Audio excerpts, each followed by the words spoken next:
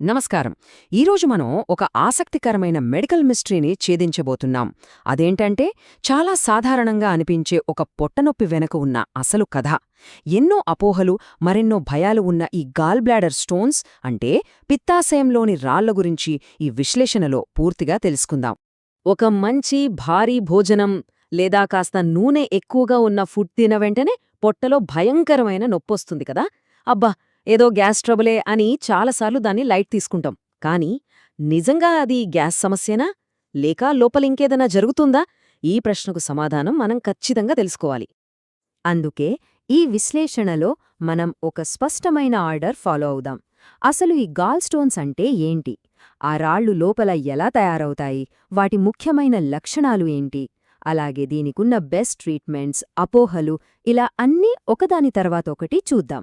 సరే, అసలు ముందుగా ఈ గాల్ స్టోన్స్ లేదా పిత్తాశయంలో రాళ్ళు అంటే ఏంటో చూద్దాం. ఈ రాళ్ల గురించి అర్థం కావాలంటే ముందుగా మన శరీరంలోని ఒక చిన్న అవయవం గురించి తెలుసుకోవాలి. అదే గాల్ బ్లాడర్. దీన్నే మనం పిత్తాశయం అంటాం. ఇది కాలేయం అంటే మన లివర్ కింద ఉండే ఒక చిన్న సంచిలాంటిది. ఇది బైల్ అనే పిత్తరసాన్ని స్టోర్ చేసుకుంటుంది. ఇక్కడ మనం గుర్తుపెట్టుకోవాల్సిన విషయం ఏంటంటే, ఇది ఆ రసాన్ని తయారుచేసే ఫ్యాక్టరీ కాదు సుమా, జస్ట్ ఒక స్టోరేజ్ పౌచ్ మాత్రమే. మనం ఎప్పుడైతే ఫ్యాట్ లేదా ఆయిల్ ఉన్న ఫుడ్ తింటామో దాన్ని అరిగించడానికి ఈ గాల్ బ్లాడర్ తనలో దాచుకున్న ఆ బైల్ను రిలీజ్ చేస్తుంది. మరి ఆ బైల్ రసంలో ఏముంటాయంటే ముఖ్యంగా కొలెస్ట్రాల్, బైల్ సాల్ట్స్ మరియు బిలిరూబిన్ అనే 3 రసాయనాలుంటాయి. ఇక్కడే అసలు ట్విస్టుంది. ఎప్పుడైతే ఈ మూడిటి మధ్య బ్యాలెన్స్ తప్పుతుందో అప్పుడు ఆ లిక్విడ్లాగా ఉన్న రసాయనాలు గట్టిపడిపోయి చిన్న చిన్న రాళ్లలా మారిపోతాయి. అవే ఈ గాల్ స్టోన్స్. అయితే ఈ రాళ్లన్నీ ఒకేలా ఉండవు తెలుసా. వీటిలో ముఖ్యంగా 3 రకాలుంటాయి. మొదటిది కొలెస్ట్రాల్ స్టోన్స్. ఇవే చాలా ఎక్కువ మందిలో కనిపిస్తుంటాయి. ఇక రెండోది పిగ్మెంట్ స్టోన్స్. ఇవి ఎవరిలో వస్తాయంటే కాలేయం లేదా బ్లడ్కి సంబంధించిన ఏవైనా సమస్యలున్నప్పుడు ఇవి ఏర్పడతాయి. మూడో రకం మిక్స్డ్ స్టోన్స్. పేర్లో ఉన్నట్టుగానే కొలెస్ట్రాల్తో పాటు మిగతా పదార్థాలు కలిసి ఇవి తయారవుతాయి. సరే, రాళ్ళు ఎలా ఉంటాయో తెలుసుకున్నాం కదా.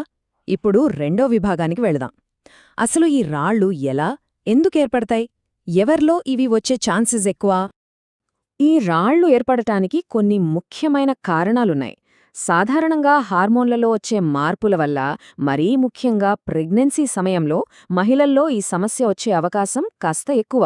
అలాగే ఓవర్వెయిట్, ఊబకాయం వల్ల కొలెస్ట్రాల్ పెరిగి రాళ్లు వస్తుంటాయి.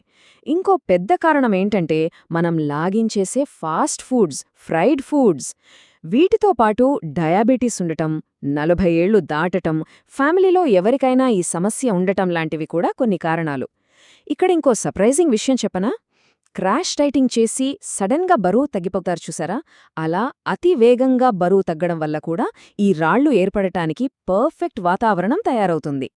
ఇప్పుడు మరో ముఖ్యమైన విభాగానికి వద్దాం. అదేంటంటే లక్షణాలు మరియు దానివల్ల వచ్చే ప్రమాదాలు.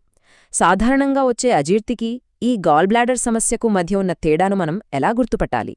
మనం గ్యాస్ ట్రబుల్కి, గాల్ స్టోన్ నొప్పికి మధ్య ఉన్న తేడాను ఖచ్చితంగా తెలుసుకోవాలి. చూడండి, సాధారణ గ్యాస్ సమస్య వస్తే ఏమవుతుంది? కాస్త కడుపు ఉబ్బరంగా అనిపిస్తుంది, అజీర్తిగా ఉంటుంది, అంతేకదా. కాని గాల్ స్టోన్ నొప్పి అలా కాదు. పొట్ట పైభాగంలో కుడివైపున భయంకరమైన నొప్పి వస్తుంది. ఆ నొప్పి నెమ్మదిగా కుడి భుజానికి గానీ లేదా వీపు వెనక భాగానికి గానీ పాకుతుంది. ముఖ్యంగా ఆయిల్ ఫుడ్స్ తిన్న వెంటనే ఈ నొప్పి మొదలవుతుంది. ఒక అరగంట నుంచి కొన్ని గంటలపాటు విపరీతంగా వేధిస్తుంది. పైగా వాంతికొచ్చినట్లుగా అనిపించడం కూడా దీని స్పెషల్ క్యారెక్టర్. మరి పరిస్థితి సీరియస్ అవుతోందని ఎలా తెలుస్తుంది? ఇక్కడ కొన్ని రెడ్ ఫ్లాగ్స్ ఉన్నాయి, కాస్త జాగ్రత్తగా వినండి. నొప్పితో పాటు జ్వరం వస్తే లోపల ఇన్ఫెక్షన్ ఉన్నట్లు లెక్క. ఒకవేళ కళ్ళు పచ్చబడి అంటే జాండీస్ వస్తే ఆ రాయి కాస్త వెళ్లి పైప్లో ఇరుక్కుపోయిందని అర్థం. ఇక ఎడతెగని వాంతులు, ఊపిరి తీసుకోవడంలో తీవ్రమైన ఇబ్బంది.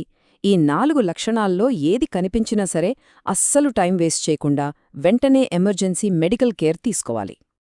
ఒకవేళ ఏముందిలే తగ్గిపోతుంది కదా అని లైట్ తీసుకుంటే మాత్రం ఇది చాలా డేంజరస్గా మారే ప్రమాదముంది. అక్యూట్ కొలిసిస్టైటిస్ అంటే గాల్ బ్లాడర్ వాచిపోయి ఇన్ఫెక్షన్ రావచ్చు. రాయి పైపులో ఇరుక్కుపోయి అబ్స్ట్రక్టివ్ జాండిస్ రావచ్చు. అంతేకాదు, ఒక్కోసారి ప్యాంక్రియాస్కు కూడా వాపు వచ్చి ఐసీయూలో చేరాల్సిన పరిస్థితి, అంటే ప్యాంక్రియాటైటిస్ కూడా వచ్చే ఛాన్సుంది. చాలా అరుదుగా గాల్ బ్లాడర్ పగిలిపోవడం లేదా ఇన్ఫెక్షన్ రక్తంలో కలిసిపోయి సెప్సిస్ స్థాయికి వెళ్లడం కూడా జరగొచ్చు. అందుకే దీన్ని ఎప్పుడూ చిన్నచూపు చూడకూడదు. ఇదంతా విన్నాక భయపడాల్సిన పనేమీ లేదు సుమా. ఎందుకంటే ఇప్పుడు మనం దీని నిర్ధారణ మరియు చికిత్స విభాగంలోకి అడుగు పెడుతున్నాం. నేటి ఆధునిక వైద్యంలో దీనికి అద్భుతమైన సొల్యూషన్స్ ఉన్నాయి. ముందుగా ఈ రాళ్లను ఎలా కనిపెడతారో చూద్దాం. అన్నిటికంటే కామన్ అండ్ బెస్ట్ టెస్ట్ ఏంటంటే అల్ట్రాసౌండ్. ఇందులో రాళ్లు చాలా ఈజీగా దొరికిపోతాయి. దాంతోపాటు లివర్ ఫంక్షన్ ఎలా ఉంది, ఇన్ఫెక్షన్ ఏవైనా ఉందా అని తెలుసుకోవడానికి బ్లడ్ టెస్ట్లు చేస్తారు. ఒకవేళ రాయి ఏమైనా పైపుల్లో దాక్కుందేమో చూడ్డానికి ఎంఆర్సీపీ లేదా పరిస్థితి తీవ్రతను అంచనా వేయడానికి అవసరాన్ని బట్టి సిటీ స్కాన్ లాంటివి కూడా డాక్టర్లు సజెస్ట్ చేస్తారు. మరి ట్రీట్మెంట్ విషయానికొస్తే, ఒకవేళ ఎటువంటి నొప్పులు, ఇబ్బందులు లేకుండా సైలెంట్గా ఉండే రాళ్లకు పెద్దగా ట్రీట్మెంట్ అవసరం ఉండదు. డాక్టర్లు వాటిని కేవలం అబ్జర్వేషన్లో ఉంచుతారు. కానీ తీవ్రమైన నొప్పితో అటాక్ వచ్చినప్పుడు మాత్రం ముందుగా pain killers, antibiotics, ivy fluids ద్వారా ఆ నొప్పులు తగ్గిస్తారు. అయితే నొప్పి పదే పదే వస్తున్నా, జాండిస్ వచ్చినా లేదా రాళ్లు చాలా పెద్దవిగా ఉన్నా సరే ఆ గాల్ బ్లాడర్ను సర్జరీ ద్వారా తీసేయడమే కరెక్ట్ అని వైద్యులు సూచిస్తారు.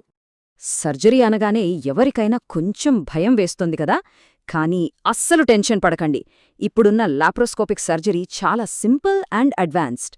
కేవలం చిన్న చిన్న రంధ్రాల ద్వారా చేసే ఈ ఆపరేషన్లో నొప్పి చాలా తక్కువగా ఉంటుంది, పెద్ద మచ్చలు కూడా పడవు. సర్జరీ జరిగిన 1 లేదా 2 రోజుల్లోనే డిశ్చార్జ్ అయి హ్యాపీగా ఇంటికి వెళ్ళిపోవచ్చు.